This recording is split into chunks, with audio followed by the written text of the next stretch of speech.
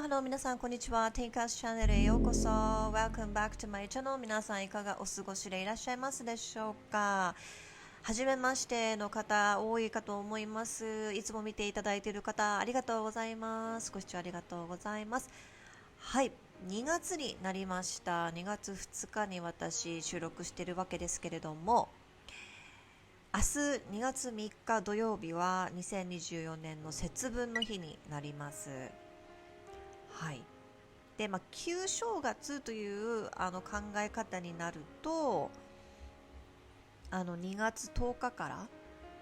になるらしいんですけれども、日本はですね、節分というものがありますので、この2月3日までを、9年ということにしていると思います。で、今年、恵方巻き食べる方もいらっしゃると思うんですけれども、今年はですね、恵方巻きの向きなんですが、東北東らしいです。東北東の方を向いて食べると良いらしいです。で、私もね、ちょっとね、方位とかすごく気にする人なので、恵方巻きを買ってですね、ちょっと自分で作るのは大変なので自分で作れって話なんですけども、ちょっと買って、売ってる日本の寿司屋さんがあるんですね。で、そんなにお高くないリーズナブルなお寿司屋さんなので、そこで買って2月3日に東北東の、やや東とされているらしいんですけれども、大まかには東北東の方向を向いて食べるといいらしいです。で、方位磁石とかそういうのを持っていない方は、スマホのね、コンパスアプリがあれば方位がわかると思いますし、パソコンもねできるらしいんですけども、そういう方位磁石とかある方は、東北東の方を向いて食べていただくと。で、恵方巻きもちゃんと今年食べようかなって思います。皆さん毎年食べてますか、恵方巻き。で、最近やっぱりね、日本の文化とか特に海外にいるので意識しながらね暮らしていかないとなって、私はすごく最近強く意識をしております。そんなこんなで2月になりました。で、今回、ご紹介するのも2024年世界予言の方ですね。ジョセフ・ティテルさんが予言していらっしゃる2024年をサイキック予言、素晴らしい年になるという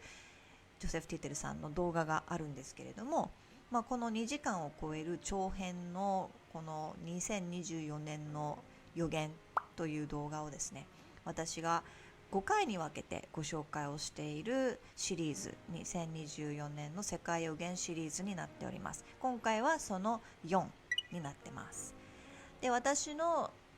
ブログにも載せています tinkerschannel.com のブログのリンク、このその4のお話のリンク、そしてその1から、その4までのリンクは概要欄の方に貼っておきますので、ご興味がある方はぜひとも見てみてください。で、動画のリンクもですね、ブログに貼ろうと思いますので、合わせてご利用いただければと思います。で、タイトルが言論の自由への危機とさせていただいてます。今回の話ですね。で、ジョセフ・ティテルさん誰なのかわからないという方は、この動画の概要欄の方にジョセフ・ティテルさんのご紹介リンク貼っておきますので、そこからどういった方かというのを確認できますので、ぜひともご利用ください。はい、で、動画始めていく前にティンカスチャンネルの番組の趣旨のご説明だけさせていただきたく思います。どうぞ。ティンカスチャンネルの番組の趣旨についてご説明させていただきます。ティンカスチャンネルでは皆さんに考えていただくきっかけとなる情報を提供しております。海外からの情報だったり、日本ではあまり報道されていないことだったり、スピリチュアルなことだったりをお届けして、皆さんがそれについて情報精査を個々でしていただいたり、考えていただくきっかけになればと思っております。ですので、ティンカースチャンネルではこれが正しいんだよというように皆さんに答えというのを提示しているわけではございません。答えは提供しておりませんので、何事もご自身で疑っていただき、いい意味で疑っていただき、情報精査をご自身でしていただく、自分なりに考えて答えというのを模索していただきたいというふうに思っております。この考えるプロセスというものこそ自分軸をしっかり持つことにつながっていくことだと私は信じております。皆さんの考え、直感というのは宝物だというふうに思っております。自分の直感を磨いてお互いに成長していけたらいいなということで始めた番組になっておりますので、皆さん応援のほどよろしくお願いいたします。はい、そうなんです。答えは提供しておりませんので、あくまでも考えるきっかけというのを提供しております。おのおので考えていただき、正しいか否か、真実はどうなのかというね、真実の追求という姿勢をね、持てるようになればというきっかけを提供してます。はい、なので私が言っていること、ジョセフさんが言っていたことが必ずしも答えというものではないと私は思っておりますので、何事も良き意味で疑っていただきたく思います。はい、チャンネル登録をしていただいている皆さんありがとうございます。で、今ね、2024年世界予言のシリーズお伝えしております。とてもね、年始めの予言というのは重要です。やはりね、1年を通していつ起こるかというそういったね、大まかな流れというのをこう掴むことが、考察することができるような内容になっておりますので、とても私は重要だなって思ってます。なので1年を通して繰り返しね見ていただきたいんですけれども、読んでいただくことも結構です。ブログに載せてますので。ですがやはり、チャンネル登録をしていただくと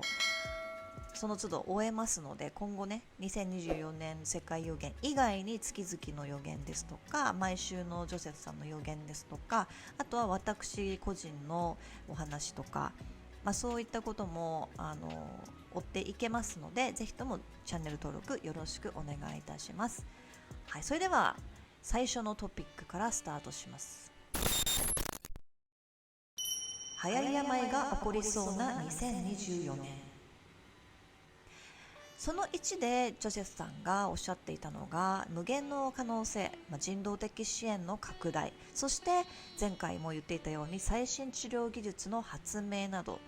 さまざまな希望というのがたくさん起こるよという2024年ではあるんですけれども、何事も陰と陽があるようにマイナスな部分にエネルギーが発揮されてしまうこともありそうだということをおっしゃっておりました。中の東エリアが危険。病の広まりがどのエリアで起きるかという話ですけれども、イ○○エル、丸の中にはスラやガザのエリアなどで何かしらの病が広まってしまう可能性があると予言しています。ジョセフさん曰く、現在行われている中の東戦エリアで何かしらの感染が蔓延するでしょう。特にイ○○Lで始まり、どこかの国をそれを、責任を取れということで攻めるでしょう。それによりさらなる戦の種になりそうですと、まだまだ泥沼化 しそうだという、そのきっかけがその何かしらの病の前なんじゃないかという予言です。ホームレスに被害が出る。中の東に限らず世界で感染が起こるとジョセフさんは予言していらっしゃいました。ジョセフさんがおっしゃるには、特にホームレスの間で感染が拡大するでしょう。お米の国やカナダでそうした傾向が起こりそうです。スピリットはその現象はとても奇怪だと言っています。人為的なものです。人の数を調整する計画があるので、その関係かもしれませんとおっしゃっておりました。で、お米の国とかイ○○Lとか隠語を私使いながらご紹介しております。察していただきたく思いますが、お米の国はカナダの下の国ですね。で、ブログの方に下にね、脚注で意味を載せてますので、そちらで確認を随時できるようになってますので利用してみてください。移民問題も拡大しているお米の国なんですけれども、他のヨーロッパの国もね、そういった問題を抱えている国が増えてきてますけれども、お家がない人たちやホテルなどの宿泊施設をたらい回しにされている移民もいるそうなんですね。その人たちがターゲットになってしまっている可能性もなきにしもあらずです。ジョセフさんのスピリットが言っていたことは、エリアによってはホームレスの人口がぐっと減少するところも出るでしょう。ただホームレスで亡くなった人が多くなるのではなく、マジシャンが消しているような、そういった感じがします。いきなり消えていくというような感覚がすると。なので、ホームレスではなくなったからホームレスの数が減っていくのではなくて、ホームレスだった人が消えてしまうと、そういったことが起こる。それがどうやって消えるのか、何が起こるのかというのは明言してなかったです。ジョセフさん曰くカナダからその減少する現象は起こり始めるのかもしれませんとおっしゃっておりました。英語の記事になりますが、移民でごった返すニューヨークのホテルという記事があったりします。あまりね、日本ではやはり海外のことなので大々的に報道されていないんですけども、なんかお米の国の、法律でその移民を受け入れたホテルに関して1グループ$500かな、なんかね、ワンルーム$500かな、わかんないけど、なんかそういうなんていうのかな、給付金みたいなのが出てるみたいなので、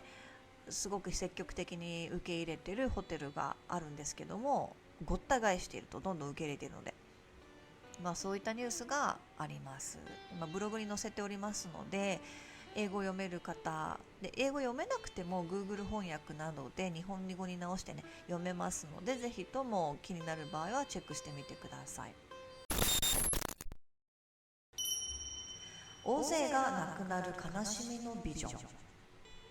ジョセフさんがスピリットから見せてもらったビジョンの中には、悲しみの中、告別する多くの人が見えたといいます。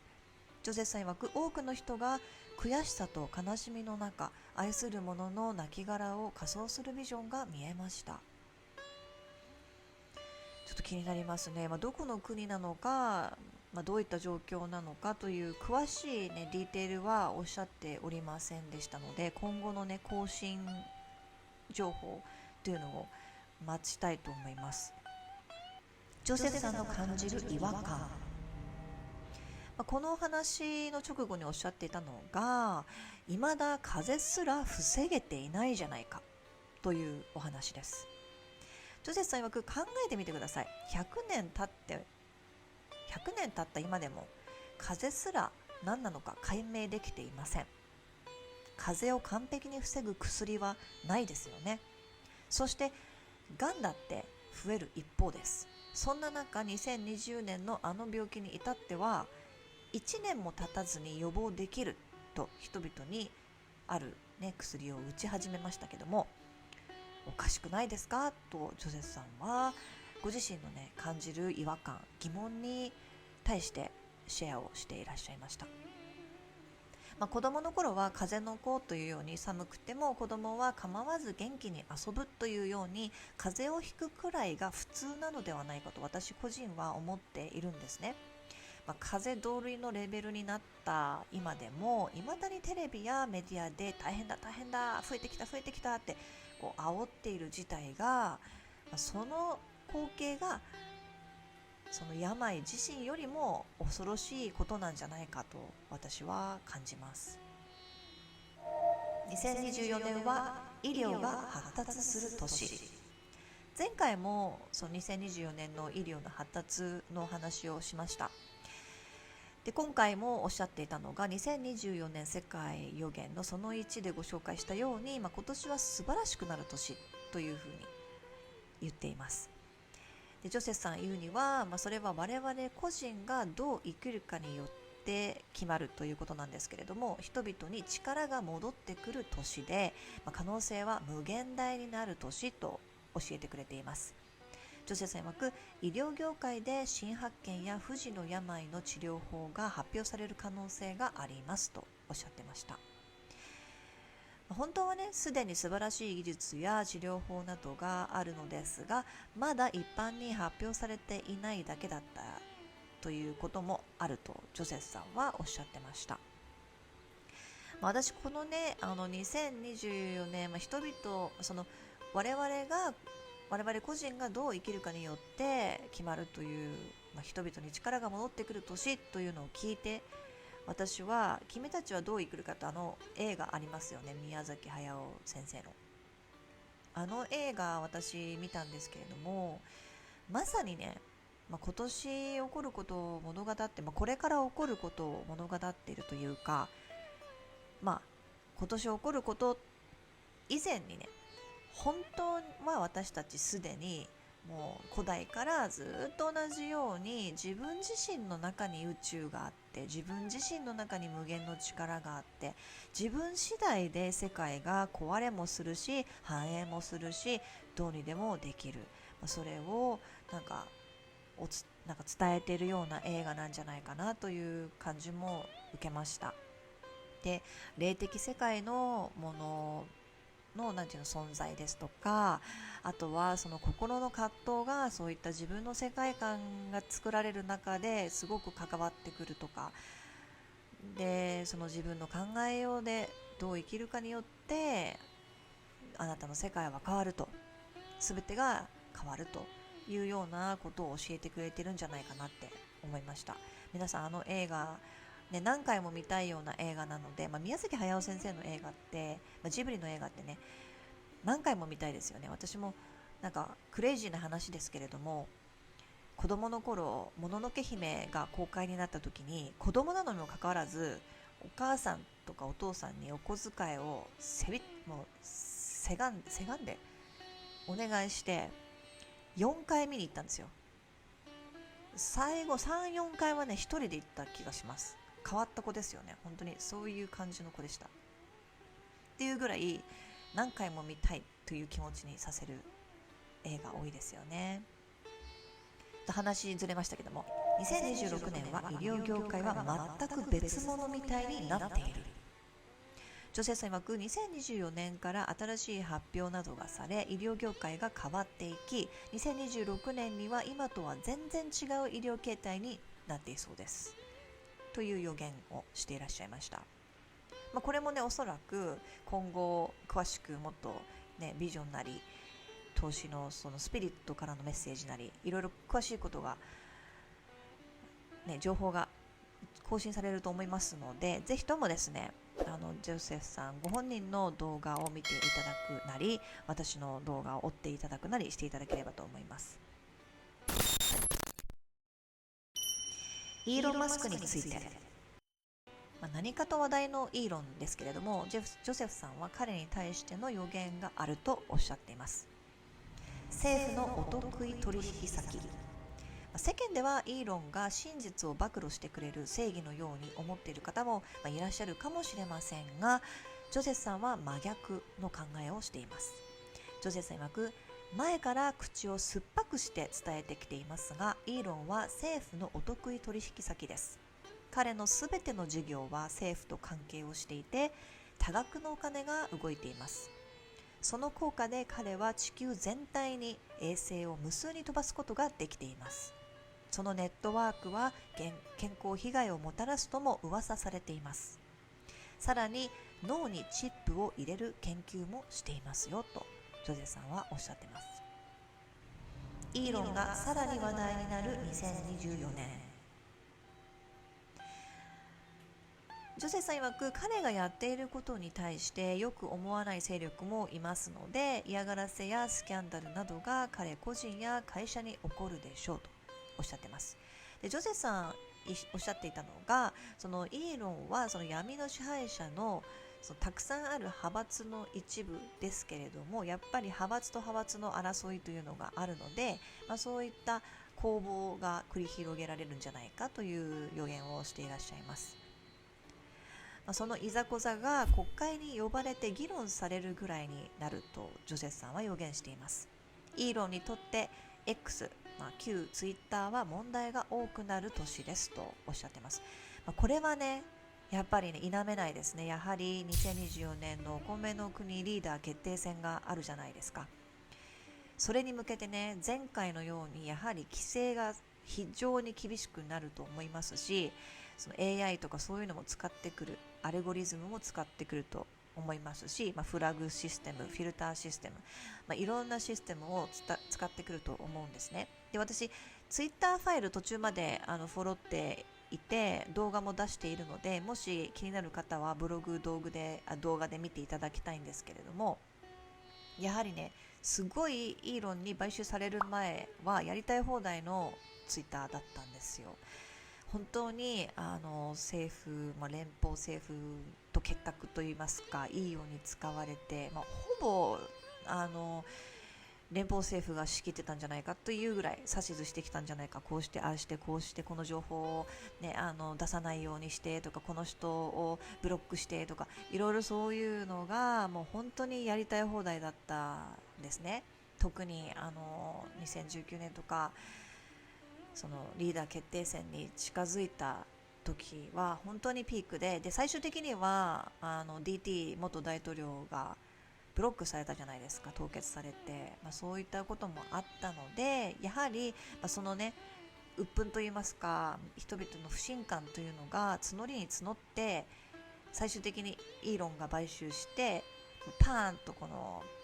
規制の、なんていうのかな、幕をこう下ろしたというか、幕を下ろしたというか、規制をこう取っ払った、ヒーローっていう風にこう捉えられても、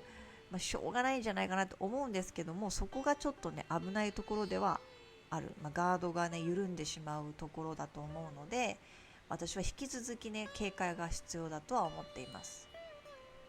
で、今言いたいこと言えるじゃないですか、 X で。あれもね、多分ね、どのアカウントの人がどういう発言を何回してどういうキーワードを使ってというのが全部 AI かなんかで調べられてる、データ取られてると思うんですよね。で、今後そういうことで人々を評価したり、サイバー上でのそのアカウントの評価とか、その個人の ID からしてその評価をするときに、そういった過去のデータというのがこう反映されてしまうんじゃないかっていうふうに私は恐れています。はい、続けます。ハッキング被害が度重なる X は言論の自由が他の SNS よりもあるので、良いも悪いもものすごい情報の嵐ですよね。そんなプラットフォームはサイバーアタックの被害にも遭ってしまうと予言されています。女性さん曰く、ハッキングは数回起きますが、規模が多い攻撃では短期間ながら X を完全に機能停止にさせることもできちゃうぐらいですと予言しています。闇の支配者らからのアタック。闇の支配者もたくさんの、先ほども、過去も言ってますけども、たくさんのグループとか派閥があるらしいので、上でも攻防があるようですね。で、その上の方の人たち同士でもちょっと相手の思惑が分かんなかったりとか、目的は同じですけども、そういうこともあるみたいなので、ちょっとごちゃごちゃしてるみたいなんですね。で、 X がそういったね派閥同士の争いで攻撃を受けるとジョセフさんは予言してるんです。ジョセフさん曰く、闇の支配者は X に対して夏の終わり頃、9月にアタックを仕掛けてくるでしょう。狙いはお米の国リーダー決定戦をコントロールするため、プ〇〇ガンダーで先導したいからでしょう。〇〇の中にはロパですね、その集団の思考を先導したい、そういった意向で、そういった攻撃を X に仕掛けて、 X をもっとX はやっぱりだからダメなんだよ、じゃあ規制しようよということにするんじゃないかとジョセフさんは予言していらっしゃいます。言論の自由への脅威。今年はお米のリーダー決定戦があるので、4年前と同様かなりの規制が敷かれる可能性がありますよね。ジョセフさん曰く、夏の終わり頃に注意が必要だというふうにおっしゃってるんですけども、ジョセフさんはその夏の終わり頃から10月にかけて言論の自由へのアタックがあります。下半期に入るくらいから自分の発言には気をつけてくださいと皆さんに注意喚起をしていらっしゃいました。はい、やはりね、凍結されると困る人もいらっしゃるじゃないですか。収益化している方とか。私はね、全然そういう感じではないので、止められたらしょうがないかって感じなんですけど、ただね、皆さんに配信できなくなるというのがちょっとね、嫌ですよね。なんか不理不尽です。私も言論統制で規制を受けたくないと思ってるので。イーロンの健康問題。イーロンには健康問題が起きますが短期間で解決するでしょう。問題はなさそうですとジョゼさんはおっしゃっておりました。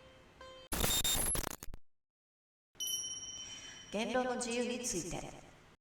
2024年は言論の自由を規制するための準備期間だとジョゼさんは教えてくれています。覚醒する人が増える。ジョゼさん曰く闇の支配者らの魂胆が分かり目覚める人が増えそうです。言論の自由などのために立ち上がる人が増えます。この人道支援とか自分たちに力が戻ってくることで目が覚めて、そういう行動に移す人が増えるということですよね。ブラックアウトする街。ブラックアウトというのは大停電、完全にブラックになってしまうということなんですけれども、これがニューヨークで起こるかもしれないという予言です。ジョゼさん曰くはっきりとは分かりませんがニューヨークのような街並みです。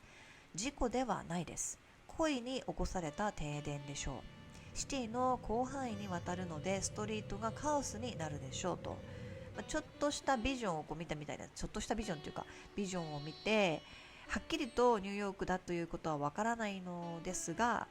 そういったような街並みだった。で、完全に停電していてストリートでカオスが起きると。今後ね、この予言のブラックアウトの予言の更新あると思いますので、もしかしたらニューヨークかもしれないし他の街かもしれない、そういったはっきりとした原因ですとか場所がわかるかもしれないので、今後もね予言を追ってみてください。子供に関わる予言。2023年にジョゼフさんがおっしゃっていたこととして、小さい子が売り買いされる事件が摘発されることが多くなっていくと予言していました。ジョゼフさん曰く2023年に大きな動きが見え始めましたね。2024年は大きく摘発されます。政治家や有識者が捕まる。それが犯罪に加担しているという認識をしていない人たちもいるそうです。その状況なのでたくさんの有名人が捕まるでしょう。そしてむしろその犯罪組織を運営している有名人なども摘発されますとジョゼフさんはおっしゃっておりました。ジョゼフさんが取り上げていたニュースの中で、12月にインドから離陸した飛行機の機内に276名が乗っていたらしいんですけれども、その乗っていた乗客は売り買いのためにフランスに輸送されていたところを、フランスで摘発されたという事件があったそうです。私のブログでこちらね載せてます。子供に関わる予言のチャプターの中で載せていますので、もしご興味があれば見てください。これも英語ですけれども Google 翻訳かなんかで日本語に直して読むことができますので、ぜひともこういったニュースもあるんだということをね知る上で活用してみてください。小さい子どもたちが救出される予言というのは過去にもされています。これは、2023年の11月10日に私が配信したブログに載せています。今画面に載っているものですけども、実況サイキック予言の中の国に注目という、第85話目ですねのブログになります。概要欄の方にリンク貼っておきますので見てみてください。飛び道具事件。あんまりねこのね過激なこの武器の名前を言いたくないので飛び道具とさせていただいてます。2023年は多くの飛び道具事件が起きてしまったお米の国。しかし今年もそれは続いていくと予言をしていらっしゃいます。ある事件は特殊だというふうにおっしゃってるんですね。ジョセフさん曰く、ある事件では飛び道具を 3D プリンターで自作するような犯人も現れるみたいです。物が手に入らないために自分で作る人が出てくるということです。そこで思い浮かべるのが日本ですというふうにジョゼフさんはおっしゃっていたんですね。飛び道具事件で浮かぶ日本。確かに2022年にお手製の飛び道具でアン32が起こってしまいましたよね。アン32というのは暗闇のアンに数字で32、これをサツと呼んでください。しかしジョセフさんはその事件が浮かんできているのではなく別件だというふうにおっしゃってました。ジョセフさん曰く日本が思い浮かびますが日本ではなさそうです。ただお手製ということであの事件があったので日本が浮かんだのかもしれません。 3D プリンターで作りそれを使ってしまうのは日本とは関係なさそうですとおっしゃっておりました。大学のセキュリティシステムに変革。昨年ネバダ州の大学で飛び道着の乱射事件がありましたよね。大学のセキュリティシステムに大きな変革があるそうです。ジョセフさん曰く、これは世界的に変更されることで大学に通う生徒を守るためのシステムができます。しかし闇の支配者の計画の一部なので、例えば顔認証システムの導入などが挙げられるでしょうとジョセフさんはおっしゃっております。そういった雰囲気はねしてきてますよね。実際現実味といいますか、そういう方向にしたいんだろうなって思います。空に起こる現象について、ジョゼフさん曰く4月頃は何名かの内部告発者により UFO などの情報が流れ始めると予言しています。ジョゼフさん曰く4月になると地球外生命体のことや UFO に関しての情報が暴露されるでしょう。さらにお米の国政府などが保持している情報や技術などに関してです。しかしなので4月は内部告発者に注目です。そして10月もです。墜落の予言もありますが、これはフェイクである可能性があるとジョセフさんはおっしゃってます。人間の自作自演の可能性があると言っておりまして、茶番である可能性が高いと。なのでニュースなどに飛びつかず情報精査と観察期間を置いた方が良さそうです。その存在に慣れさせようとする計画。 UFO が墜落してもそれが茶番である可能性が高いとジョゼフさんは警告しています。ジョゼフさんは UFO の墜落が起きた時は闇の支配者らによる茶番でしょう。我々にその存在に慣れさせる作戦の一部です。確かにブルービーム計画というのがあったりしますので、やはりねこれも冷静に傍観して考察したいと思います。で UFO が墜落するという予言が過去にもありました。今画面に載っているこちらは2023年10月11日に私が配信したブログでお送りしているんですけれども、大きな罠というタイトルのサイキック予言になってますので、ぜひともチェックしてください。で概要欄に、この UFO が墜落するという予言のね直接のチャプターに飛ぶようなリンクを貼っておきますので、ぜひともご利用いただければと思います。過去の予言こういったものを比較するとどういう具合に更新情報が出てきているのかというのも確認できると思いますので、ぜひとも確認してみてください。隕石に関することが増える。2024年は隕石に関しての事象が増えるということを予言しています。ジョゼフさん曰く今まで見たことないくらいに地球に隕石が向かってきます。ほとんどのものは大気圏で消滅します。いくつかは地球に衝突します。一つは大きなビルに衝突するビジョンを見ました。これもね過去におっしゃってました。今画面に載っている小さな隕石がビルに落ちるというお話があるんですけども、そこのリンクに飛べるリンクを貼っておきます、概要欄の方に。なのでチェックしてみてください。先ほどと同じ中の国に注目という回でお話はしています。噴火で空が暗くなる。宇宙的な話ではないですけれども、2024年は噴火が多発するということで、その噴煙により空が真っ暗になるという予言です。ジョゼフさん曰く例年より噴火が多発します。その影響で空が暗くなるエリアがあるでしょう。その影響でさらに農作物に農作物に悪影響が起こりますというふうに言っていらっしゃいます。被害が大きい噴火。ここで噴火の予言を少しシェアしていましたが、アイスランドの噴火とは別の山で大規模噴火が起こると予言しています。ジョゼさん曰く、アイスランドの噴火とは違って被害が多く出てしまうようです。どこの場所かというのはわからないですけれども、そういった予言をしていらっしゃいましたので、どの国かもわからないので、火山大国の日本もね、十分警戒した方がいいと思うんですけども、ただ今後のね、やはり予言更新で詳しいお話が出てくるかもしれないので、要チェックだと思います。今回は以上になります。いかがだったでしょうか。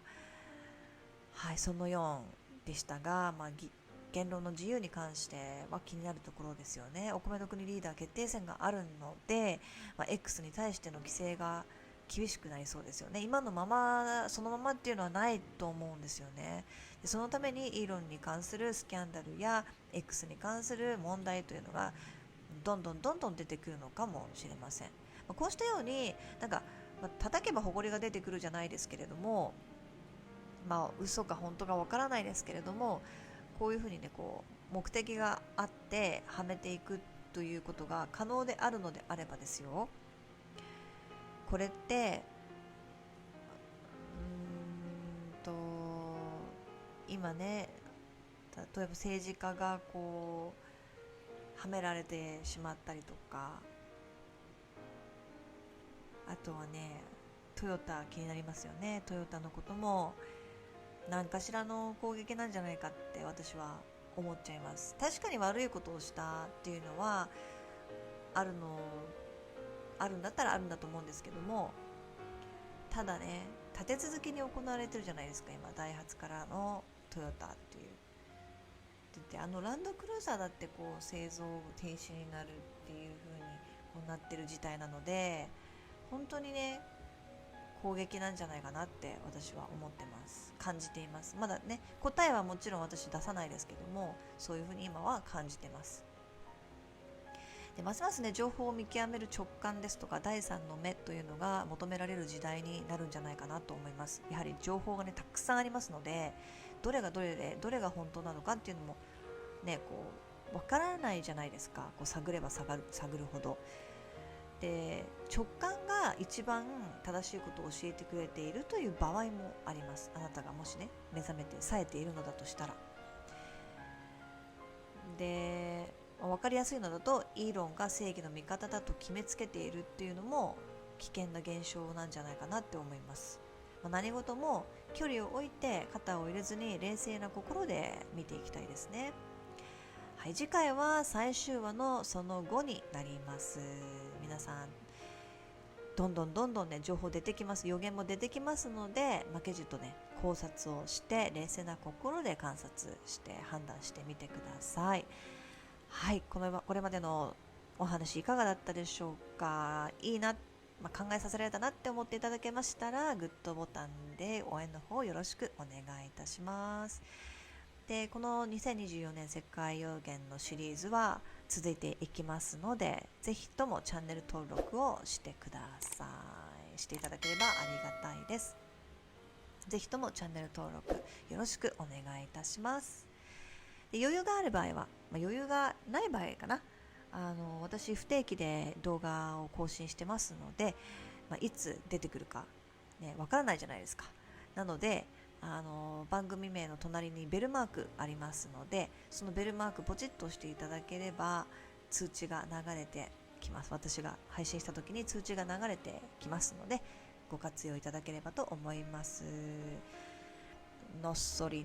と配信しているので、ちょっとね、イラッとくる方もいらっしゃるかとも思うんですけれども、私なりのペースで配信しておりますので、ぜひともチャンネル登録よろしくお願いします。はい、それではここまで見ていただきましてありがとうございました。いつも応援、コメントありがとうございます。それでは See you next time ということで、 Thank you very much for watching, Thank you very much for listening. Thinkers チャンネルでした。それでは次回まで See you next time. Bye bye. Much love.